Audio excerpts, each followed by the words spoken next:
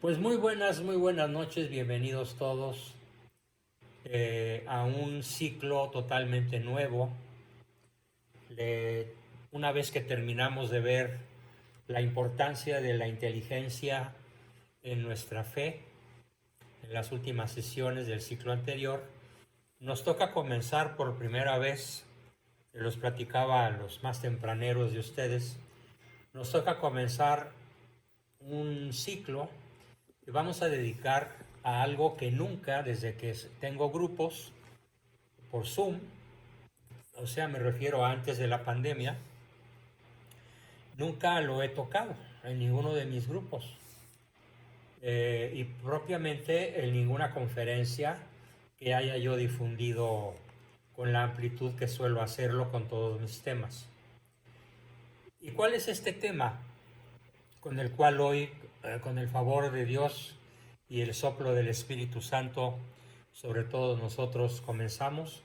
Pues es el ciclo que vamos a dedicar a los valores,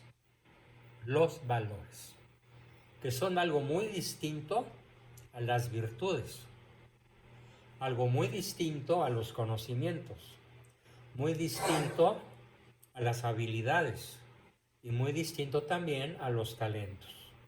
De estas 5 cosas destaca el tema que comenzamos hoy, que se va a llamar con su nombre completo Diagnóstico de Valores Operantes.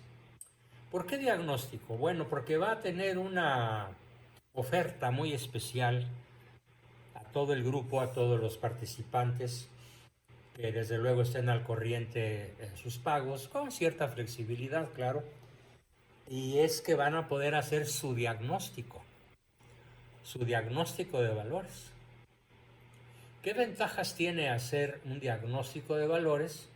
Bueno, pues tiene muchísimas ventajas que vamos a ir conociendo a lo largo de estas sesiones.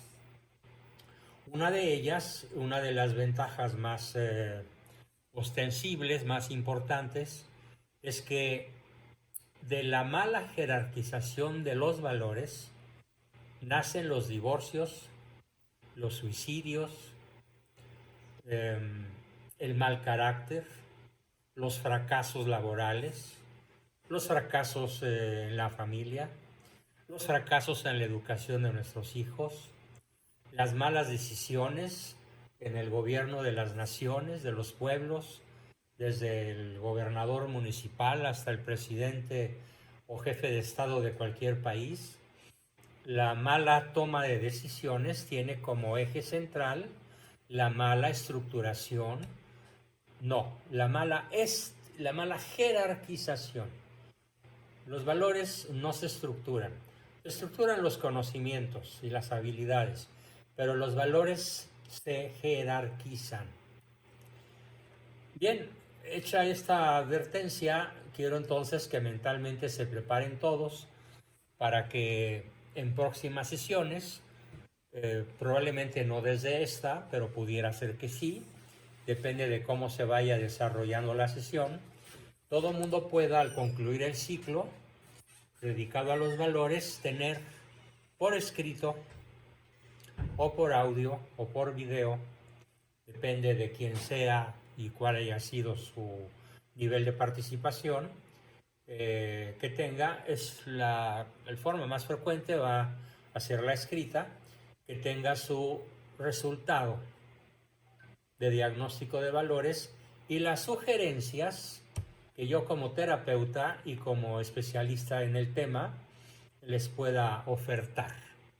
¿Para qué? Para que puedan tener una jerarquía de valores más apropiada a la escala ideal, que obviamente no está definida por su servidor, sino sí conocida por un servidor a lo largo de las exposiciones milenarias que parten desde nuestro Señor Jesucristo, pasando por San Pablo, por los grandes teólogos de la Edad Media, desde luego por el incomparable doctor de doctores Santo Tomás de Aquino, hasta llegar al glorioso siglo XX con Jacques Maritain, Paul Claudel, Gabriel Marcel y otros grandes filósofos que se ocuparon del tema. Eh, Desafortunadamente no conozco, a lo mejor lo hay, pero yo no lo conozco, ningún psicólogo que se haya dedicado, que se haya ocupado de este tema. Eh, Tal vez porque no lo conocen, tal vez porque están muy ideologizados, o tal vez porque están muy, ¿cómo les diría yo?, metidos en sus paradigmas, en donde piensan o creen que esta cuestión de los valores es algo subjetivo. Y no, no es una cuestión subjetiva. Se viven casi siempre de modo subjetivo, es decir, en la persona, en el sujeto.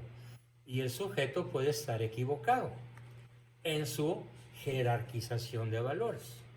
Por eso vale tanto la pena que todo el grupo y todos mis alumnos de todos los niveles, tanto los que están buscando una preparación más profesional, como algunos de ustedes, tengo aquí enfrente, por citar a una personita que siempre nos acompaña, Andrea Medina, y algunos otros de ustedes que están buscando una preparación de nivel profesional a largo plazo, desde luego, como los que están por mero gusto, afición o una buena manera de estructurar su tiempo de lunes, miércoles y viernes.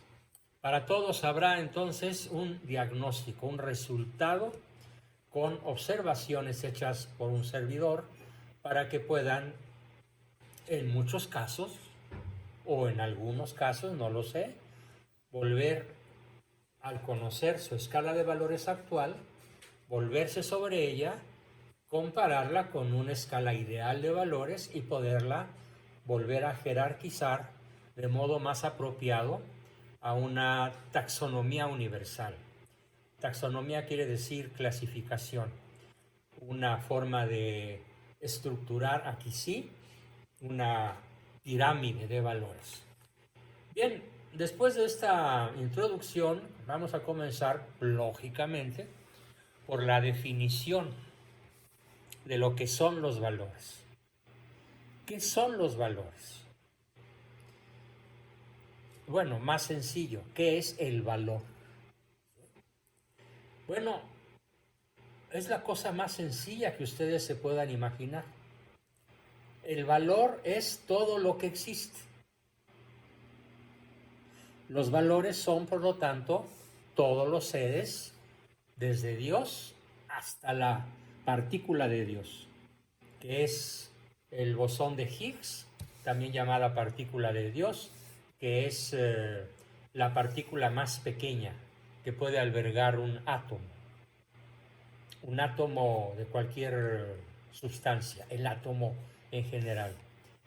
Todo desde Dios hasta el bosón de Higgs o partícula de Dios existe y por lo tanto vale. ¿Valen las moscas? Sí. Les platico que México exporta alrededor de 20 millones de dólares en moscas a Japón por año. ¿Y para qué quieren los japoneses las moscas mexicanas? Bueno, pues para que degraden y se coman su basura. ¿Sí? Para eso sirven las moscas, con su baba que sueltan al chupar una superficie orgánica, la volatilizan. Ahora imagínense lo que hacen millones de moscas en torno a un pedazo de carne podrido o a un buey tirado en medio de algún bosque por ahí o de una sabana. La mosca lo degrada y lo convierte en una materia orgánica que va a dar a la tierra y se vuelve fertilizante. Entonces, en última instancia, las moscas ayudan a fertilizar la tierra. Y para eso la usan los japoneses, para convertir materia orgánica en fertilizante. Y en otros productos que ellos sabrán muy bien, mucho mejor que yo en un momento expresar. Bien, las moscas valen, los átomos valen, las estrellas valen, los ángeles valen, los demonios tienen un valor ontológico. Aunque por cierto, hago un pequeño paréntesis para manifestar mi absoluto desacuerdo. Ya lo veremos el viernes con más detalle, pero hoy leí algo que me erizó los pelos de punta, y es que los obispos alemanes en el sínodo dijeron que hay que amar y orar por los demonios. Algo aterrador. Amar a los demonios, o sea, desearles el bien a los demonios, ser benevolentes con los demonios, pues es una afirmación que está cobrando fuerza en el sínodo, de la sinodalidad. Este fue un pequeño paréntesis para señalar que Cosas veredes mio Cid es literalmente una brutal herejía luciferina y demoníaca, de lo peor que ustedes se puedan imaginar. Ya platicaremos de ella en nuestro taller del viernes, porque hay que decir algunas cosas sobre esto. Bien, entonces los valores pues son todos los seres que existen. Ahora, ¿cuál es el valor ontológico? ¿Cuál es el valor de los demonios? El valor de los demonios no es ético-moral. El valor de los demonios es estrictamente ontológico.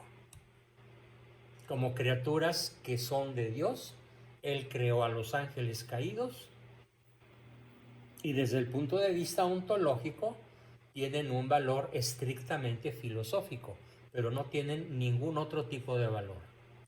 Como el resto de los seres de la creación, que sí tienen cierto tipo de valor distinto al meramente ontológico. Al final preguntas lo que quieras, Richard, para no interrumpir la exposición. Bien, continuamos con la definición un poquito más en detalle. Desde luego, vale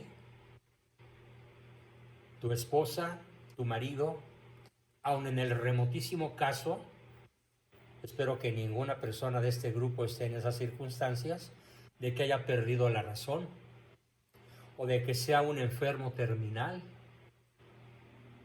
o de que ya no quiera vivir, o de que esté buscando el suicidio o la eutanasia. Vale, porque existe. Y además, todos los seres humanos somos inmortales. Nuestro valor no es eterno, pero sí es inmortal. Nunca habremos de valer, nunca habremos de dejar de valer, tanto en nosotros mismos como tales, como seres que existimos, como ante los ojos de Dios. Bien, ahora, los valores se jerarquizan, se clasifican, y vamos a comenzar a ver que existen también, aparte de los valores, lo que vamos a llamar los contravalores. ¿Qué cosas son los contravalores? Bueno, todo lo que vale está al servicio de la existencia. Todo lo que vale, todo lo que es valor real, está al servicio de la vida, de la salud, al servicio del hombre, el rey de la creación, criatura favorita de Dios, por la cual quiso mandar a su Hijo a redimirnos, cosa que no hizo con los ángeles. Los que se condenaron y no tuvieron ninguna posibilidad de redención. Por eso es un absurdo ponernos a rezar por ellos y amarlos a ellos, como ahora pretende el sínodo de la sinodalidad. ¿Dónde tienen el cerebro estos obispos alemanes? Pues más bien lo tienen lleno de aserrín o de herejías. Bien, los valores se dividen en 9 grupos y los contravalores en 6 grandes grupos. Vamos a ver primero el nombre de los valores y luego vamos a ver el orden en doble sentido. Los valores se pueden clasificar en función de su inmediatez, es decir, ¿cuál es el valor que más necesito para vivir? ¿Cuál es el valor que más necesito para ser? Y evidentemente el valor que más necesito, el valor más inmediato para que yo pueda conservar el ser, el estar vivo, pues es nada menos que el oxígeno.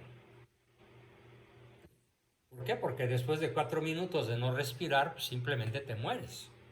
Y eso si eres un campeón de resistencia sin respirar. Entonces los valores los vamos a dividir en 9 grandes grupos, que son los siguientes. No los voy a decir en orden todavía, nada más los voy a enumerar. Son los valores afectivos, los valores ético-morales, los valores trascendentes o trascendentales, los valores sociales, los valores económicos o del dinero, los valores intelectuales o del conocimiento y la inteligencia, los valores políticos relacionados con el ejercicio del poder, los valores estéticos y los valores biológicos. Bien. Desde un punto de vista estrictamente inmediato, como decía Santo Tomás de Aquino, el último de los valores es el primero de los medios, refiriéndose en este caso al dinero. Sin embargo, siguiendo esta máxima de Santo Tomás, vamos a clasificar en este momento y a definir cada uno de los valores de acuerdo con su escala de inmediatez. Es decir, ¿qué tan inmediatamente los necesitamos para conservar el ser, para conservar la vida y la salud? Bien, el primer valor inmediato es el que vamos a denominar valor biológico. Los valores biológicos, los que están relacionados con la salud y la vida. Agua, oxígeno, como ya lo dije, alimentos, medicamentos, salud, atención hospitalaria. Nuestro buen amigo Jorge nos platicaba las peripecias que tuvo que correr durante más de 5 horas para poder conseguir un bien biológico. Me imagino que te las viste muy negras, ¿verdad, Jorgito? En fin, ya nos platicaste. Bien, entonces el primer valor, el más inmediato de todos, pues es el valor biológico. El tener los medios a nuestro alcance para mantenernos vivos. Porque si no es así, entonces el sujeto, objeto de los valores, pues desaparece, se muere. Y una vez muerto, pues ya no tiene caso la discusión sobre la jerarquización de los valores. ¿Por qué? Porque o ya pasó a peor vida o ya pasó a mejor vida, dependiendo de cuáles hayan sido en esta vida las aplicaciones que haya hecho para bien o para mal de su escala de valores. Bien, primer grupo de valores, entonces ya quedamos que son los valores biológicos. Repito rápidamente: oxígeno, agua, comida, salud, medicamentos, casa, vestido y todo lo relacionado que se pueda conseguir para mantener la vida son los valores biológicos. Bien, ese es el número 1 visto de aquí para allá. Es decir, el más inmediato, el que está más cercano a nosotros por nuestra condición de seres humanos mortales, frágiles. Como lo dice Milán Kundera, tenemos que soportar la insoportable levedad de nuestro ser. Bien, en segundo lugar, vamos a encontrar también en el orden inmediato, en segundo lugar, como lo decía sabiamente Santo Tomás de Aquino, los valores económicos. Con dinero baila el perro y chilla la manteca.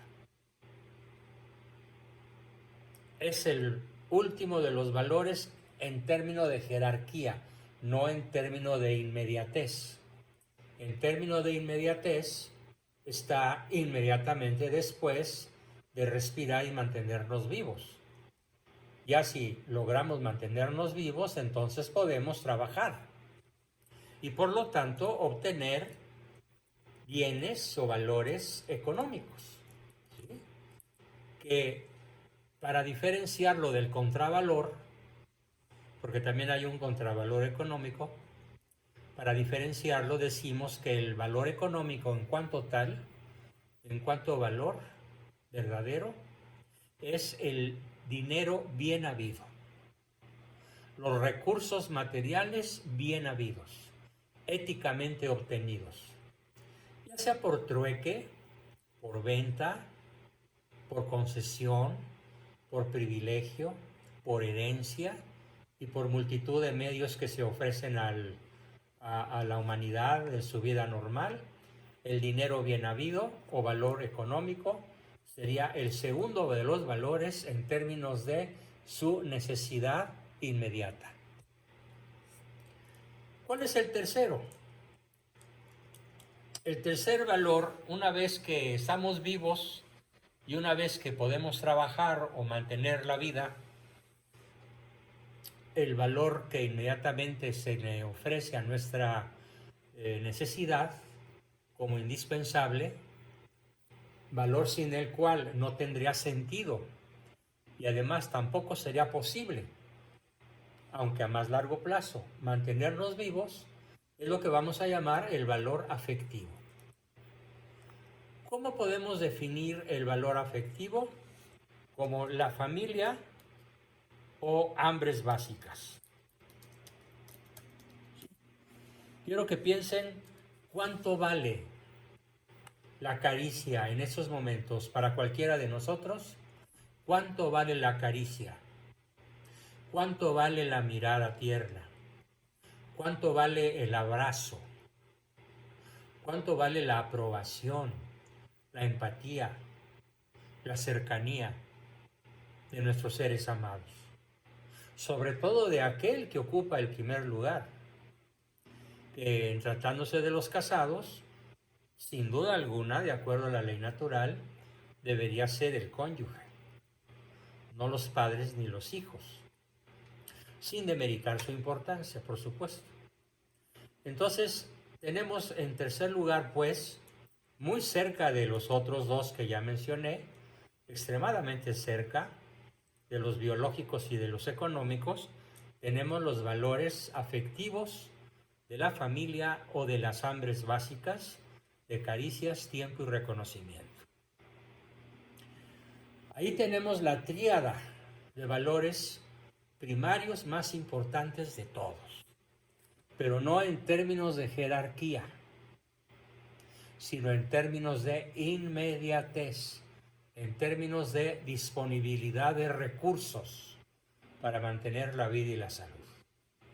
Bien, en cuarto lugar, vamos a tener un valor del cual no depende la vida, ni la salud, al menos no de manera directa o inmediata.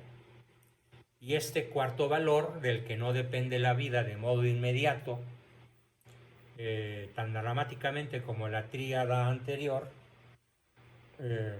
son los valores intelectuales, que podemos definirlos como cuando le damos un gran valor al conocimiento, cuando le damos un gran valor a la información, partiendo de aquella famosa frase de el que tiene la información tiene el poder.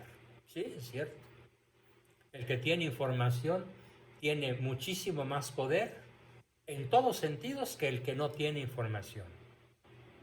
Por eso hay información reservada y por eso los malos gobiernos ocultan información reservada para poderse conservar en el poder, robando a sus ciudadanos, a sus súbditos, el derecho a la información, como acontece en México y en casi todas las naciones del planeta, pero de modo muy especial en el nuestro. Bien, el valor intelectual o pasión por la sabiduría o pasión por el conocimiento. Nadie se muere por burro, a menos que su burrez lo lleve a como aquella caricatura que aparece una persona arrastrándose en el desierto, ¿sí?, en medio de dos letreros, uno de los cuales dice agua a 5 metros y el otro dice desierto. Y el cuate que no sabe leer se arrastra kilómetros y kilómetros y kilómetros, dejando atrás el letrero que dice agua a 5 metros o a 5 kilómetros, porque no sabe leer. Obviamente debemos de suponer que se murió de sed en medio del desierto abrasador por no tener el conocimiento de las letras. Ese fue el cuarto poder, el cuarto valor. Tenemos el quinto. El quinto va a ser el valor social. Vivimos en sociedad y por lo tanto el valor social, entendiéndolo como mística y pasión por el servicio, va a ser en una persona con una sana jerarquía de valores el quinto valor en términos de inmediatez. No lo va a descuidar, lo va a tener en un lugar importante.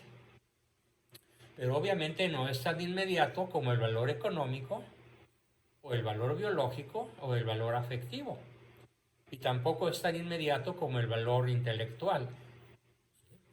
Porque si quieres ser un buen servidor de tu prójimo, evidentemente primero tienes que pasar por las horcas caudinas, ¿sí?, del conocimiento, del aprendizaje.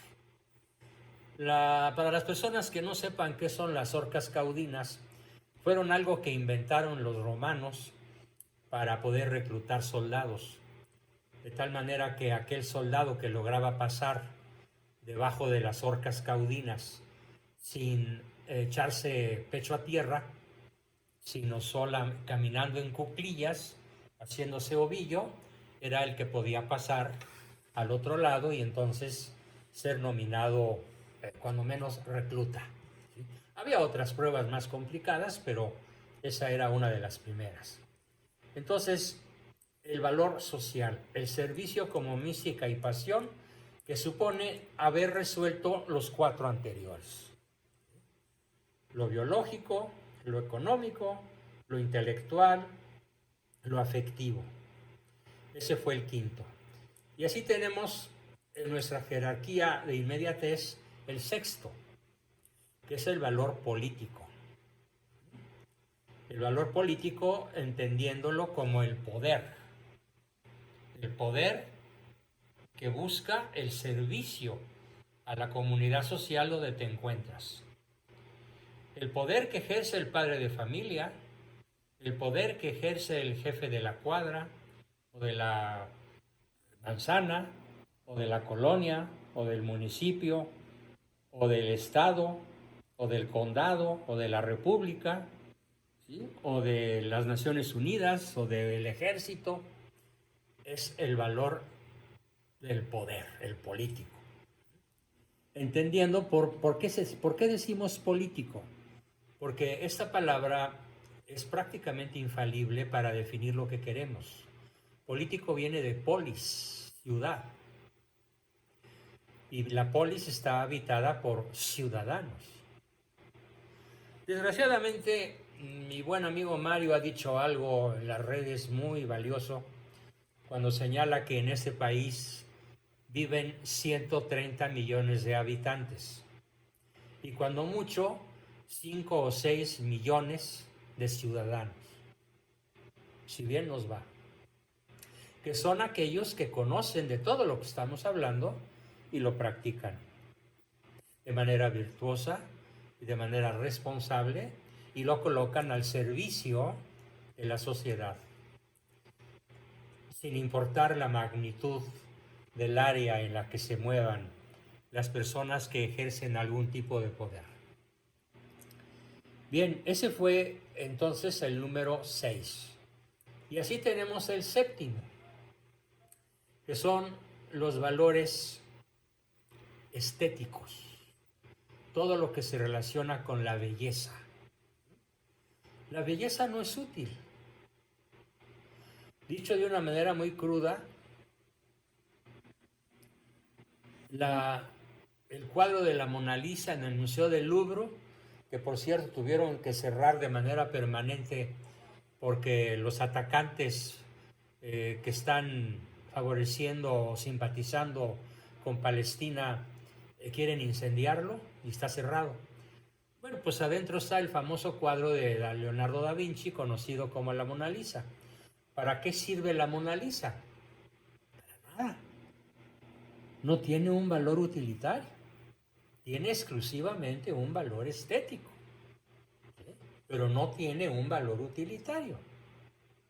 Bien. Entonces, lo bello no tiene un valor utilitario. Lo bello tiene un valor deleitable.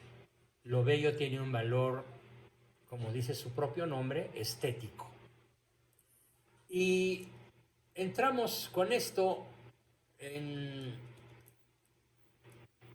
digamos, los dos últimos, no, los tres últimos, que son los estéticos, y luego en octavo lugar tenemos, más lejos todavía de lo inmediato, los valores ético-morales, que son, de acuerdo a la definición de ética, la conciencia recta ilustrada por la ley divina, a la cual el sujeto está vivo, que se cultivó, que tiene responsabilidad social, que ejerce el poder en forma de servicio, que estudia, que aprende, que sirve.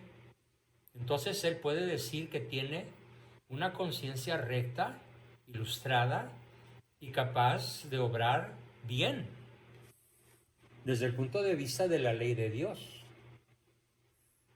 En algunas ocasiones pasándose por el arco del triunfo la ley humana, porque tenemos la obligación de desobedecerla cuando ésta no se sujeta a la ley divina, como es el caso de muchísimos de los artículos de la Constitución de 1917, ley atea, que frecuentemente tengo el gusto de desobedecer por atea, inhumana y contradictoria al bien común y al bien moral de la sociedad. Entonces, el valor ético-moral es el octavo en términos de inmediatez, muy lejos del primero, que sería el biológico. ¿Y cuál es el último? El último, el más lejano de todos en términos de inmediatez. Bueno, el valor trascendental. Por eso decían nuestros primeros frailes, al civilizar este país, al arrancarlo de las garras del canibalismo y del paganismo, de los sacrificios humanos y de las guerras floridas, que eran un malvado pretexto para devorarse unos a otros, sobre todo los aztecas por su superioridad militar a todos los pueblos circunvecinos. Los frailes les enseñaron a los aztecas y luego a los mestizos y a los tarahumaras y a los náhuatl y a los otomís y a los chichimecas y a todas las tribus que evangelizaron que primero era comer que ser cristiano. Por eso la primera acción civilizadora de los frailes, ¿cuál creen que fue? Enseñarlos a sembrar, enseñarlos a levantar cosechas, enseñarlos a vivir en pueblos pequeños, primero en rancherías, después en pueblitos, luego en ciudades, y ya asentados, saludables, bien comidos, y habiendo ya los frailes aprendido el lenguaje de ellos, entonces los evangelizaron. Por esa razón, en términos de inmediatez, el último valor es, pues, Dios, el bien absoluto o bien trascendental. Ahora, ¿qué tenemos que hacer para entender los valores al revés? Es decir, la pirámide, pero ahora vista de arriba a abajo, no de abajo a arriba, como la acabamos de ver. ¿Sí? El más inmediato es el que está más apegado al suelo, el valor biológico. Y el más lejano, pues es el que está más pegado al cielo, Dios. Ahora, visto al revés, ¿cuál es la escala de valores ideal? Evidentemente, basta con numerarlos de manera contraria a la que hemos expuesto. Por lo tanto, entonces el primer valor, el más importante de todos, es el 9. El valor trascendente, el valor trascendental. Y si amamos a Dios, el valor 8, la conciencia recta e ilustrada. Y si tenemos la conciencia recta e ilustrada, pues nos podemos ocupar de los estéticos del amor a la belleza. Y entonces vamos a entender que la verdad es bella y la mentira es horrenda. ¿Y en dónde radica la maldad, la fealdad del demonio? Radica justamente en su maldad. Por eso no es bello. Es aterradoramente espantoso. Porque perdió aquello que le da la belleza al valor, la verdad, la sumisión voluntaria a su creador. Y luego así vamos descendiendo, después de los estéticos, pues tendríamos los políticos, y los sociales, y los intelectuales, y los afectivos, y los económicos, y hasta el final, los biológicos. ¿Cuál es el problema de esto? El problema de esto es que en términos de inmediatez, muchas personas colocan, por ejemplo, antes que la salud, el dinero.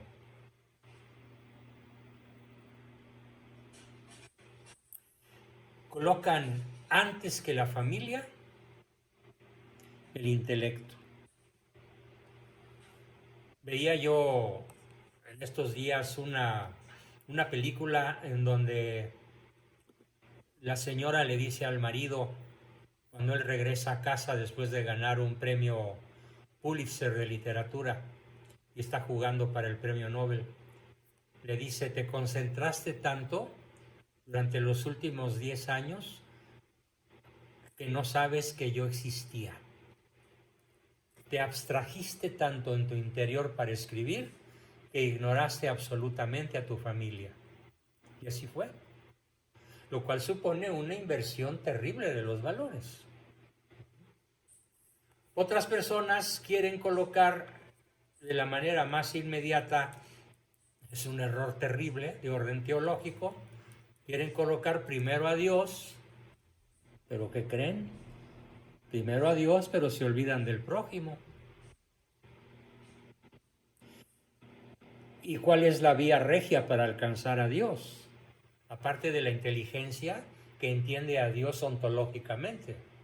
La vía para alcanzar a Dios, más rica todavía que la inteligencia, es la caridad con el prójimo. Y por lo tanto, una muy destorlongada, una muy alterada escala de valores consistiría en pretender amar tanto a Dios que nos olvidamos del prójimo,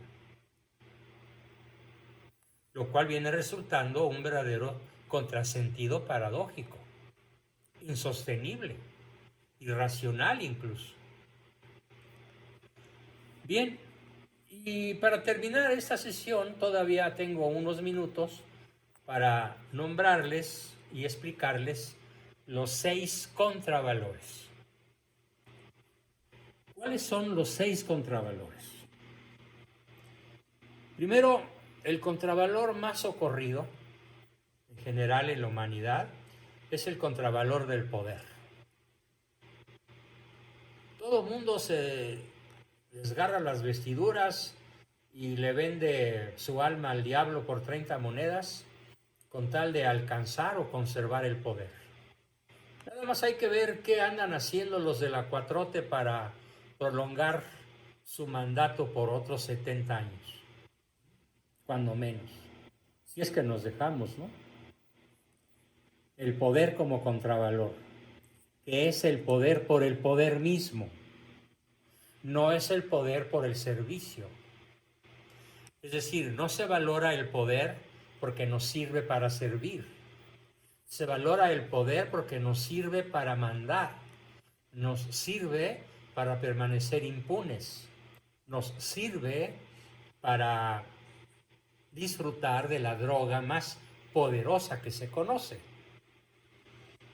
Que atención, lo diré despacio, no es el fentanilo, no es la morfina, no es la cocaína, ni por supuesto que no es la marihuana, ni una mezcla de todo eso.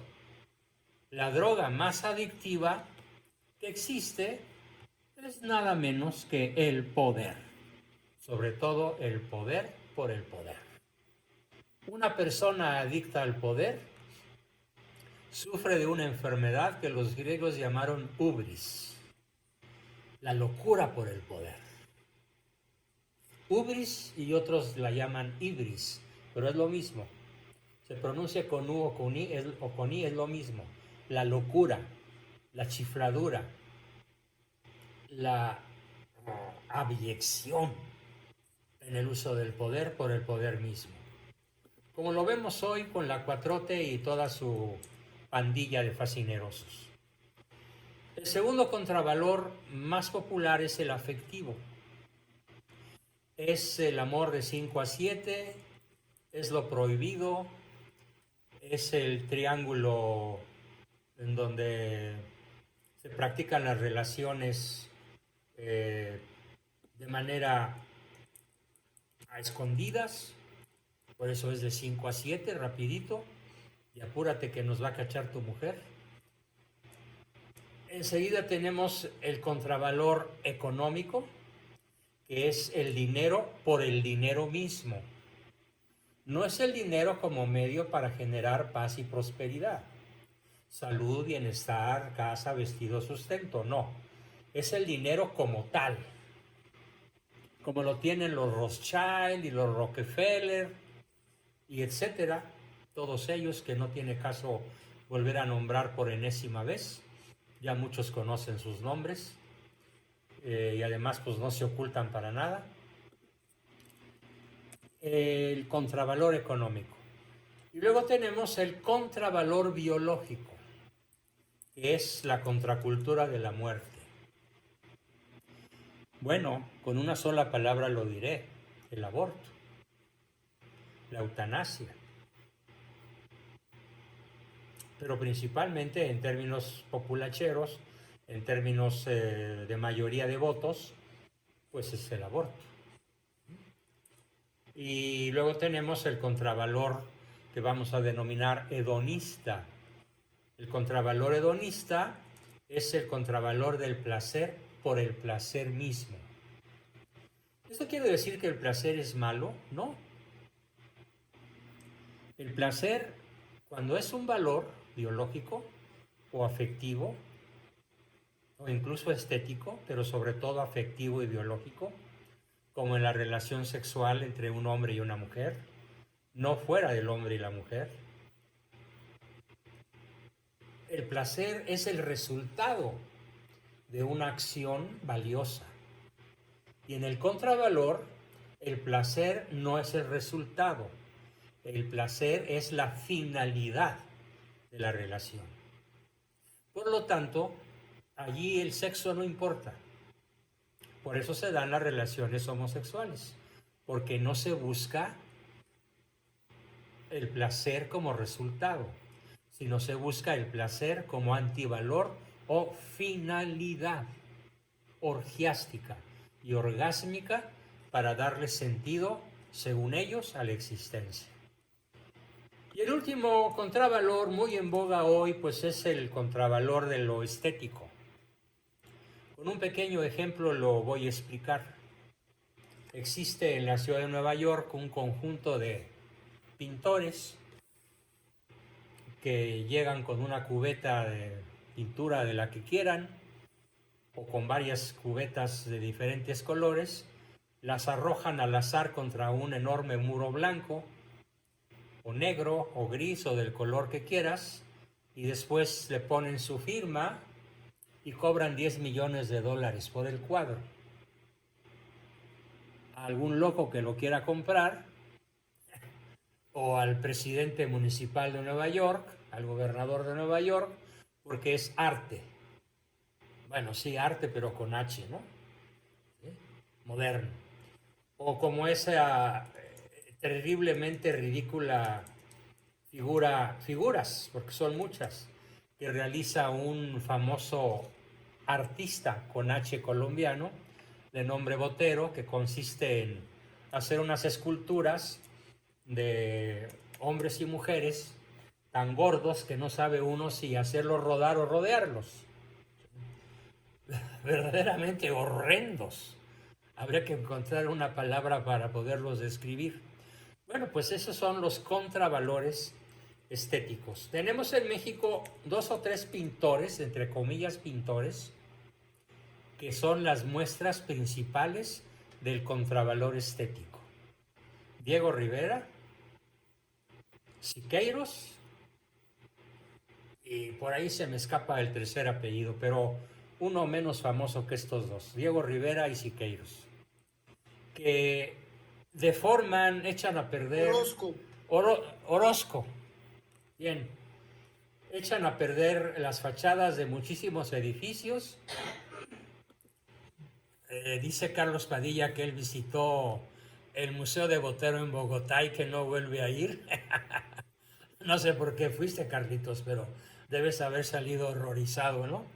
Bueno, pues esos fueron justamente los 6 contravalores que muchas personas, fíjense bien por qué es tan importante este tema, muchas personas, más de las que yo quisiera, los mezclan con los valores. Y entonces así es como una persona puede tener, en primer lugar, el valor biológico, pero en segundo lugar, o en primer lugar empatado, el valor hedonista, o el valor económico. Y va a llegar un momento, y este va a ser tema de nuestra próxima sesión del miércoles, en que tengamos el choque de los valores entre sí, o el choque de valores con contravalores y verdaderos dramas existenciales, cuestión de la cual hablaremos Dios mediante en nuestra sesión del próximo miércoles. Por ahora termino la exposición y comenzamos con, como siempre,